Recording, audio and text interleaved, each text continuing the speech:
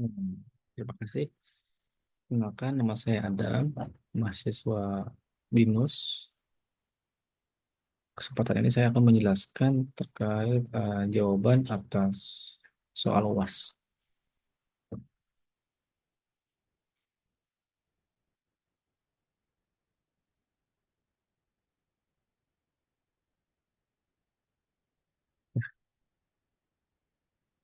Pertanyaan yang pertama,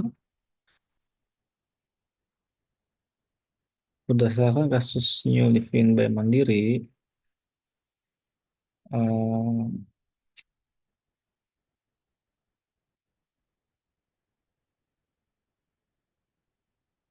berdasarkan lima domain transformasi digital, melakukan analisis terkait dengan perubahan yang terjadi pada mobile banking Bank Mandiri, yaitu New Living Bank Mandiri di masa depan. Oke, yang sudah saya analisis, bagaimana dampak ke depan yang harus diimplementasikan demi kompetitifnya suatu bank, khususnya di sektor digital channel. Pertama, dari sisi customer experience, eh, dampak yang paling besar dalam pengembangan Livin dari sisi customer adalah bagaimana dengan adanya Livin ini kita semua bisa merubah perilaku nasabah atau masyarakat dalam layanan perbankan. Seperti nasabah baru, ketika ingin onboarding atau membuka rekening tabungannya, tidak perlu jauh-jauh atau bersusah payah datang ke kantor cabang, melainkan langsung mengakses uh, mobile phone-nya untuk membuka aplikasi Newlivin. Sehingga itu sangat berdampak lumayan signifikan bagi nasabah yang So, biasanya dia datang ke cabang, namun dia sudah bisa mengakses dari manapun, kapanpun. Oke, dengan nasabah yang mengakses melalui smartphone-nya, akan memberikan nilai tambah juga pada bank, di mana bank bisa memantau aktivitas nasabah. Nah, caranya dengan membuka uh, data logging atau data historical, di mana data-data tersebut secara historis bisa dimanfaatkan untuk analisa uh, yang bisa dilakukan untuk bukan mendukung program-program bank dengan cara memasarkan produk ke nasabah berdasarkan preferensi atau segmen tertentu yang lebih akurat, bisa menjalankan program-program engagement serta campaign lain yang terkait nasabah dengan data-data yang sudah tersedia.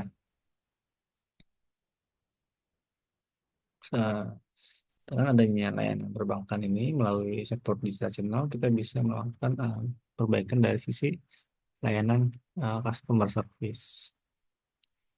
Eh, yang paling berdampak di sisi customer service adalah bagaimana durasi layanannya pun sudah tak terbatas, sudah 24 jam nonstop bisa mensupport eh, keluhan nasabah atau mengakses nasabah dalam mengakses layanan perbankan. Tentunya dengan bantuan dari big data atau blockchain ya, sehingga memanfaatkan machine learning kita bisa membuat layanan virtual atau asisten virtual. eh, ini akan berdampak sekali dengan kepuasan nasabah atau mungkin NPS, sehingga nasabah merasa eh, tidak khawatir dengan aktivitasnya. Terus di sisi lain, layanan yang berdampak kepada pengalaman nasabah adalah dengan memperkaya fitur-fitur yang ada di Milivin by Mandiri.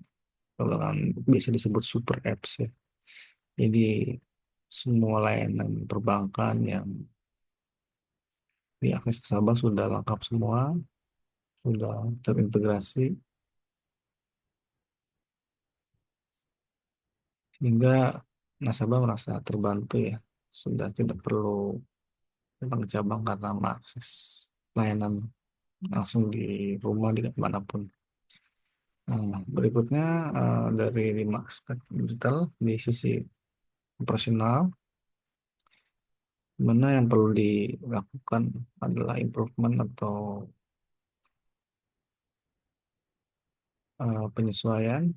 Salah satunya di sisi operasional, terakhir, bank perlu melakukan automation proses dalam eh, operasionalnya, sehingga ini bisa berdampak kepada risiko atau kesalahan yang dilakukan oleh human, dikarenakan risiko seperti apapun tidak bisa ditolerir karena bank adalah sektor kritikal, sektor kepercayaan, dan sangat rentan dengan fraud ya. Maka perlukan otomatisasi dimulai dari saat onboarding, saat nasabah mengajukan kalau customer hingga transaksional. Terus untuk ini salah satu tujuan otomatisasi adalah akses data secara real time. Akses data real time ini bisa berdampak pada kepuasan pelanggan karena pengembangan produk menjadi terarah berdasarkan data-data yang didapat dari historik nasabah. Kecepatan data bagi sisi nasabah merupakan salah satu bentuk trust ya nasabah akan terus kembang karena memang eh, data-datanya bisa up to date dan nasabah tidak perlu menunggu lama untuk melihat hasilnya karena semuanya sudah real time, sehingga kekhawatiran-kekhawatiran informasi yang disampaikan sangat rentan ya bagi nasabah jika menunggu terlalu lama. Hmm, Selanjutnya terkait dari sisi bisnis model. Dengan hadirnya platform banking ini, miliki Bank Mandiri, eh, itu bisa membuat produk sesuai dengan kebutuhan pasar. Jadi memang telah analisa lebih dalam terkait pola-pola perilaku nasabah di dalam mengakses mobile banking, sehingga kita bisa melakukan research untuk eh, mendapatkan feedback ya. Jadi tahu nih kebutuhan nasabah seperti apa, karena memang kebutuhan nasabah itu variatif, eh, per segmen-segmen, sehingga produk-produk yang ditawarkan itu sesuai oleh nasabah dan diminati karena memang yang kita tawarkan itu sesuai dengan kebutuhan dan keinginan nasabah. Bagaimana caranya supaya produk kita bisa diterima di masyarakat dengan membangun pengembangan konsep berdasarkan hasil dari analisa atau hasil riset ya, semuanya by data. Terus kita lakukan uji coba untuk mendapatkan feedback dari masyarakat. Jadi memang feedback itu akan menjadi proses untuk telah ukur atau validasi yang terkait sukses atau diterimanya produk itu di masyarakat atau nasabah. Dengan adanya platform terintegrasi, diharapkan pihak-pihak bank dapat membangun kolaborasi dan kerjasama dengan eksternal. Jadi kita membangun partnership dengan mitra atau pihak ketiga dalam rangka memperkuat ekosistem bisnis yang membuat posisi kita semakin diterima di masyarakat ya, semakin kuat, semakin diminati karena semakin terintegrasi, artinya kebutuhan nasabah bisa menjawab dari layanan-layanan kita yang terintegrasi dengan mitra-mitra yang memang dibutuhkan oleh nasabah seperti fintech, e-commerce, dan lembaga keuangan lainnya ya. Terus eh, terkait bisnis model kita di yang bisa menjawab kebutuhan nasabah di masa depan adalah sebagai menyediakan platform banking as a services. Banking ini adalah model bisnis yang memungkinkan perusahaan-perusahaan non perbankan bisa menawarkan produk keuangan dengan menggunakan atau memanfaatkan infrastruktur yang kita sediakan di bank. Jadi memang seperti misalnya e-commerce, e-commerce ingin menjual pinjaman atau menjual loan, jadi e-commerce ini bekerjasama dengan si bank, bank akan membangun infrastruktur untuk bisa diintegrasikan dengan e-commerce, sehingga dari e-commerce bisa mengajukan pinjaman yang melalui e-commerce ke bank tersebut, sehingga bank ini sebagai services atau layanan.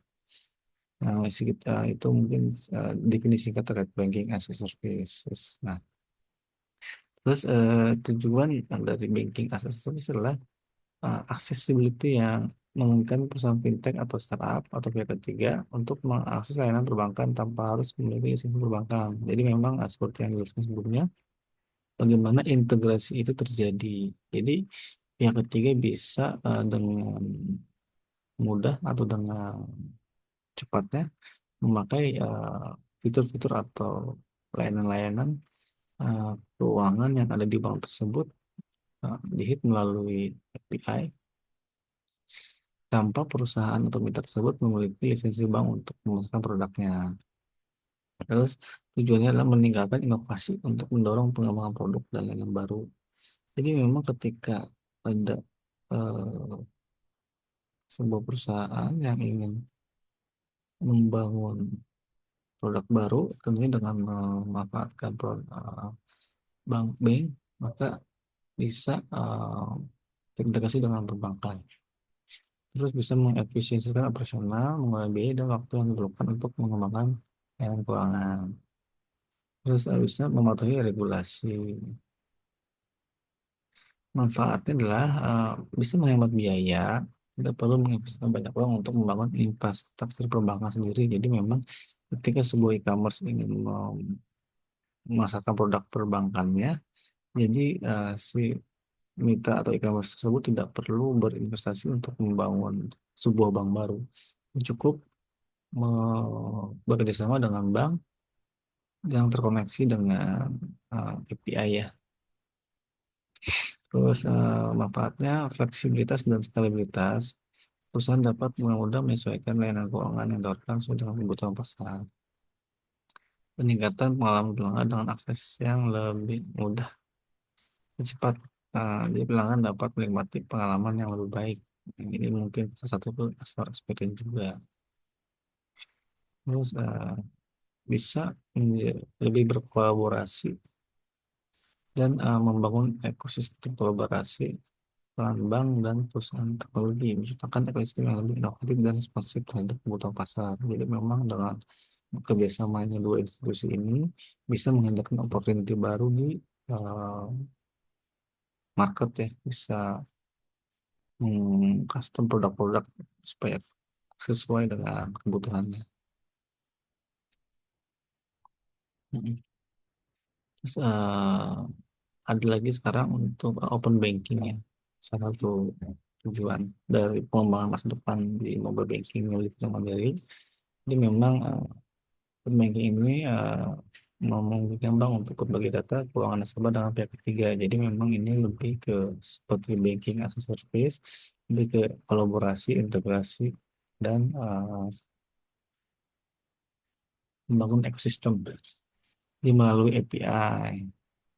Jadi manfaatnya besar, accessibility mempermudah nasabah, balik lagi ke nasabah experience. Nasabah lebih mudah mendapatkan layanan keuangan cepat dan praktis. Ya, saling terintegrasi.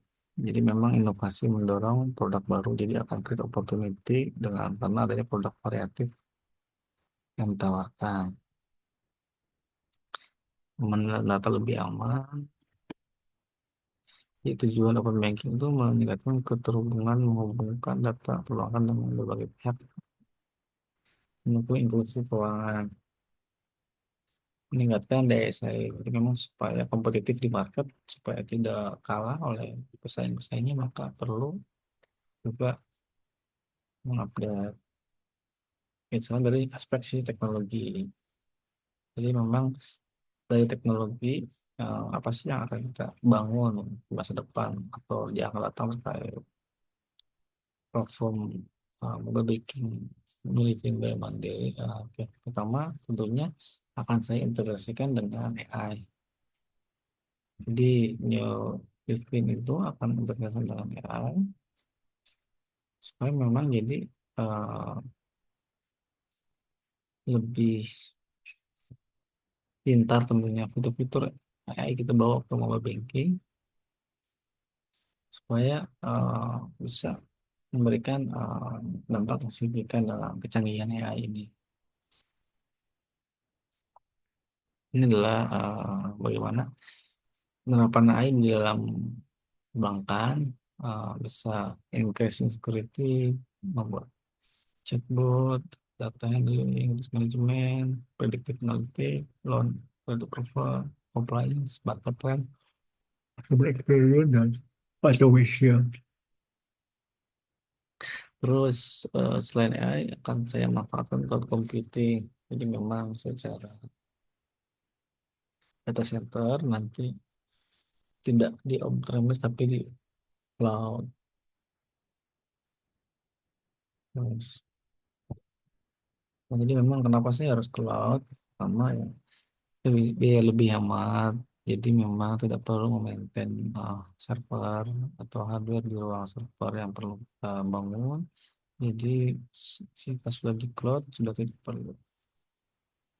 Artinya cost yang digunakan lebih murah. Scalability sangat mudah membuat scalability-nya di cloud itu ada banyak service yang ready untuk kita gunakan dan kita integrasikan. Aksesibilitas bisa diakses dimanapun, kapanpun.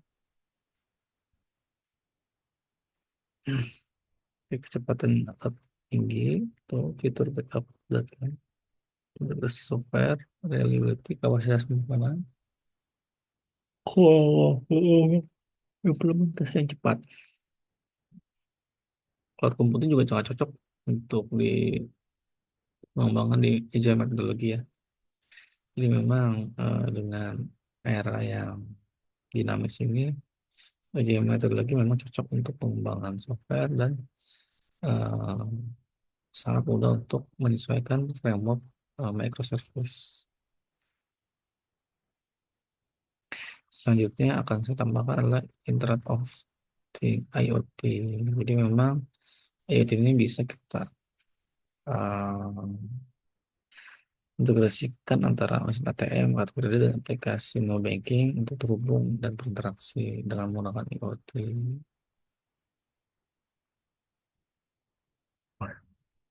Oh, salah satu fungsi IoT di banking di antaranya bisa mengembangkan smart ATM, autonomous wearable device, simulating security with IoT solution, smart brand ecosystem, cardless transaction, biometric, mobile wallet, asset monitoring, blockchain based, dan automated smart insurance. Ya. Nah,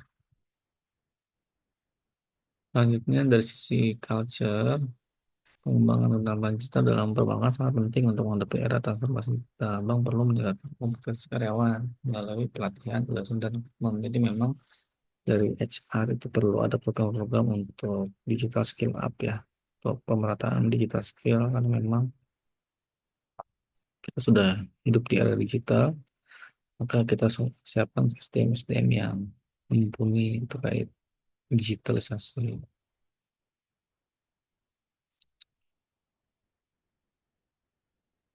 Oh. Untuk soal kedua, menurut Anda penerapan strategi CRM untuk Livin, bagaimana untuk mengintegrasikan CRM dengan sistem pemasaran dan hubungan pelanggan, serta strategi CRM yang dapat membantu perusahaan mengelola pelanggan. Oke, penerapan CRM dalam mobile banking berfokus pada peningkatan pengalaman pelanggan dan loyalitas melalui interaksi yang lebih personal. Integrasi dengan sistem pemasaran memungkinkan bank untuk mengelola data pelanggan lebih efektif, memfasilitasi komunikasi yang lebih baik, membangun hubungan relationship yang kuat. Jadi memang bagaimana sih integrasi mobile banking dengan CRM? Pertama, sedangkan mengumpulkan data pelanggan dengan menggunakan mobile banking untuk mengumpulkan data perilaku preferensi nasabah yang dapat kita analisis. Jadi memang aktivitas-aktivitas nasabah di mobile apps ini bisa kita tarik datanya dan kita lakukan analisa.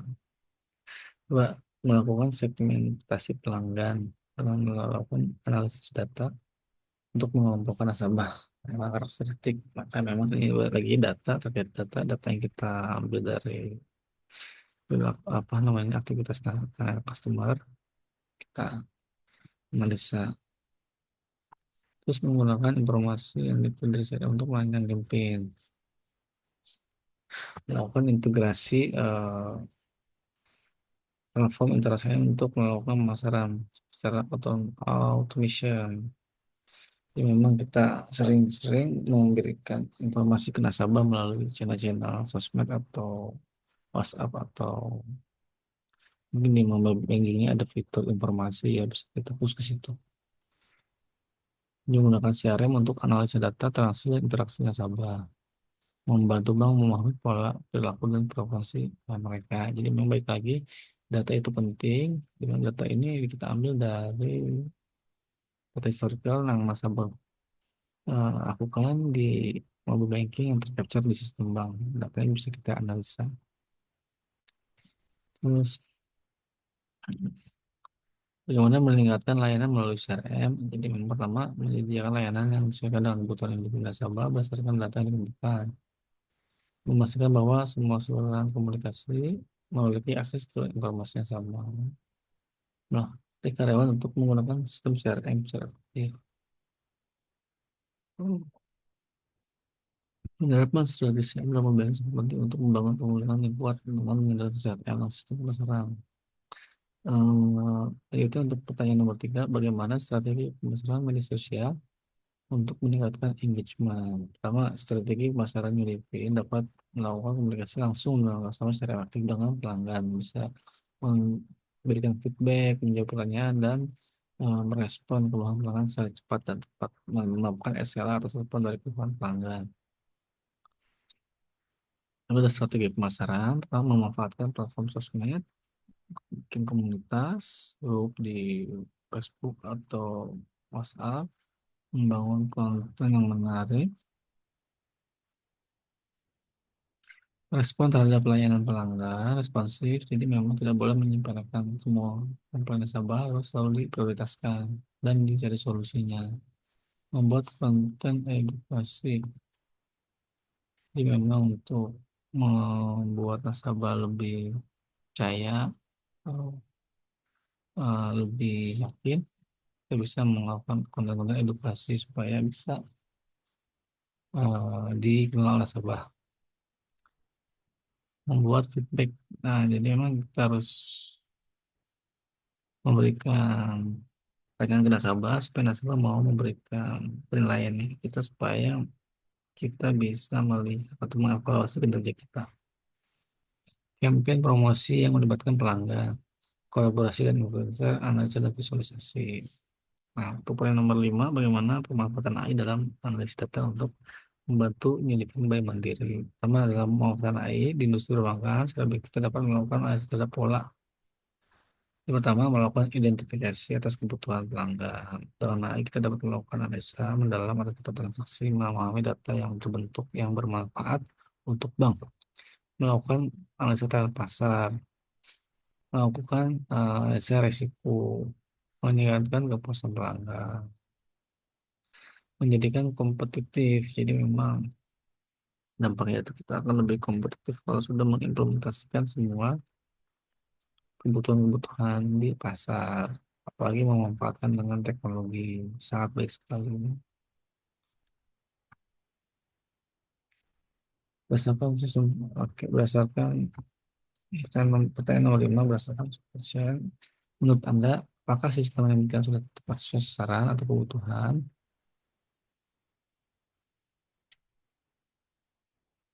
Em, berikut adalah analisa performa dari supply chain berdasarkan dua kategori responsiveness.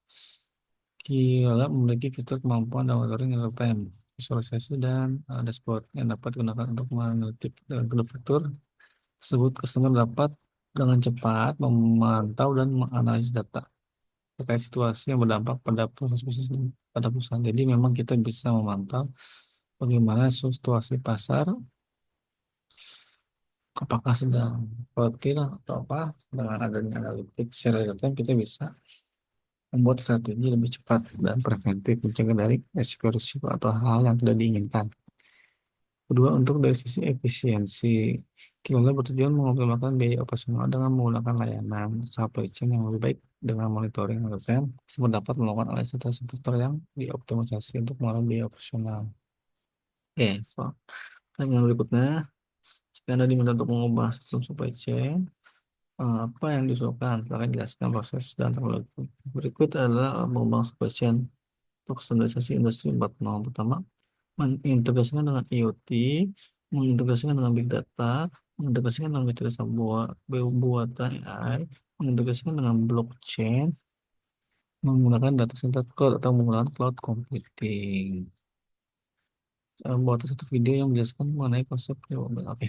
Eh, untuk pertanyaan sudah yang terakhir. Jadi sekian dari saya dan terima kasih.